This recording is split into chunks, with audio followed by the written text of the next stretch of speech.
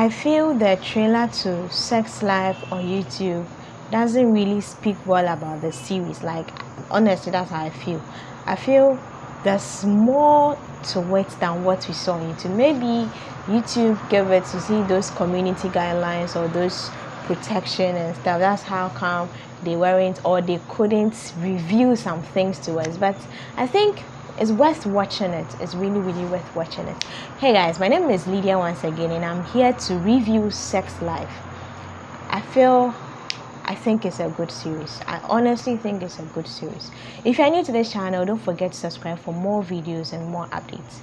In the start of the season or episode 1, we saw a lady. She was fantasizing about her youthful lifestyle, how she was sleeping with men and all that, and it was normal. Like, everything seemed to be normal, how she was really enjoying her youthful days. So I was really enjoying those erotic scenes until we realized that, until we came back to reality, she was feeding a baby. Like, that scene was very beautiful. Like, if I'm supposed to look at the production aspect or the writing aspect, that's a very perfect scene. That's a very beautiful start. So yeah, this lady later realizes that life is not only about fantasizing for the things that you expect in life. Honestly, life is funny. The things you want, even if you set your standards, you are not. I don't know. If you ever get everything the same, there's always one thing that you wish you had, but you won't get. That is life. Life cannot give you everything completely like that. Maybe from afar, you think this person has it all, but when you go deep down into the person's secrets, there's something they want. And that's what this lady wants. There are so many relationships that people begin to settle for what they have. Yes, because you realize that you're not growing younger any longer. You have to accept and face reality as it is. This lady broke up with their boyfriend, and then it was a very painful breakup. The breakup is at the latter scene at the latter part of the series. It was a very painful breakup after she had a miscarriage. A miscarriage, you need support, you need love, and that's when your boyfriend kicks you out of his apartment. Then that'll be very painful. And then she finds another man, a man who Cooper, technically very romantic, financially equipped. He's handsome, he's gentle. They are the qualities that every lady will ask for in a man. He's supposed to be rich, he has to provide for me, he has to give me everything I want, everything I need. These are basic things that women fantasize. And yes, she gets them. She gets everything. She starts a family far away from the city. She has a boy and a girl.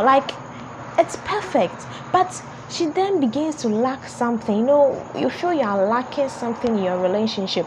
It's not love, it's not trust, it's just something. And it was good sex. To her, it was good sex. Because I'm being a bit plain here, because the series is very plain and very blatant with everything. She was lacking good sex, even though her husband was trying his best to provide everything. He was technically providing everything, but to the lady, she was lacking sex. And sometimes when you keep some things in you so much, it begins to pile up, and then it just explodes. And she began to yearn for her ex-boyfriend. That was something her ex-boyfriend gave her that her husband couldn't give. She began yearning for it. And I was like, as a married woman, why should you be writing about another man? Let's say I'm the married man, I'm married to you, the lady, and you start writing about your ex-boyfriend. I don't know, it doesn't make sense. And I think, sometimes when people are so much in love, they want their relationship to work, they try to do their best. When Cooper found out about what his wife had written, I was expecting him to be agitated, to pounce on the wife and do something crazy. But then he didn't. He decided to act like what he saw in the article or in the diary or in the journal. I was surprised, because this is something that should easily irritate you. This is something that should easily put you off in a relationship. But then he decides to play his part by giving his wife what she's been lacking or what she's been fantasizing. To him, he's providing everything for her. You know, when you go into a relationship, you don't make some things clear, you decide to hide your past, that you feel that it will never come to the present to destroy your future. Sometimes it just shows up when you're not expecting, and that's what happened. That's what happened to Belly. What, I forgot her name. Okay, let me say B. That's what happened to her. To her, she had left her past to be in the past and then live in the future. But then the thing kept on coming, kept on coming, kept on coming. I didn't like how the series ended. I honestly didn't like how it ended. I wish they would do a continuation or a sequel. Like, it didn't really end well. They have to do a season 2. Although this season was good enough, I feel there should be a season 2. She changed, because I felt that she had changed. She has become the woman she wanted to be. That was one thing I learned. That was my main lesson in this series was, you can't have everything 100%.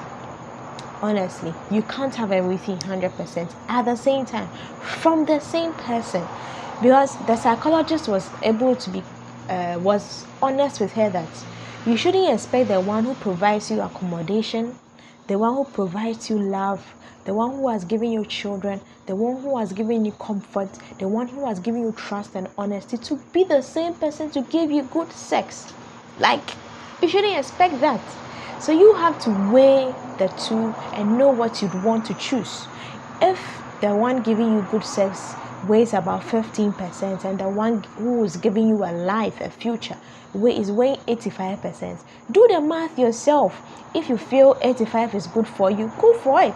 If you feel 15 is good for you, go for it. So she did her math herself. She realized 85 was good for her. She went for it, but later she realized that no, but I'm young, you know, I gotta live my life. That's how she felt. And then she went back to, you know, the bouncer, the ex. And that is what I didn't agree, because she going back to her ex, they are going to displace the children. The children will just be here, there, mommy, you know, that divorce, funny kind of thing. I thought everything was working on well until she just ran away and then she went to the ex. I felt, oh nah, they shouldn't have added that scene. I honestly think they shouldn't have added that scene. It was just perfect without that scene. It was just perfect without that scene. What I also learned from this series is that we should be mindful of the people we tell our things to, no matter what. I think it's better to be mute than to be to share your thoughts or to share your secret or something. I live close to the roost. I keep on saying this in my videos, yeah. So I think it's better to be mute or to keep to yourself than to share some things that are a bit sensitive to people who might use them against you in the future. So B got a bit carried away, or she got distracted, and she shared it to her girlfriends. You know, sometimes you think that these are my friends. What at all will they use against me? And then boom, they decide to use it against you. And I feel she learned her lesson from there. So we should be mindful of the people we share secrets to. This movie was able to tell us that she was friends with one person throughout her life, and I feel that's enough. You know, if the same person, you're able to tell their secrets over and over and they don't use it against you, then I don't see the point of going to get another friend. You know, they said if it ain't broken, don't fix it. You can make friends, but you shouldn't cross the boundary of revealing certain things to them. That's certain sensitive things that can be used against you. You know, when it comes to someone using something against you, can be very emotional, and you can be, I don't know, it can be very painful as well. So let's be mindful. I really enjoyed Sex Life. Now let me go to the production aspect. I feel the acting was good. Acting was super. The story, I mean, the title is related to the story. They are really trying to tell us that her previous relationship was fully about sex, was always about sex. Like, they were having sex everywhere, and that is the life that she's sex maniac. Let me call her that. And then she finds a husband who hasn't even had sex with her for 18 months, and he doesn't see anything wrong with it. And I was talking about the production, yeah. So I feel the acting is good. The impact of the story too did well, yeah, because I really felt moved. I really felt moved about the story. I don't normally watch series like that. I normally watch movies, like just one.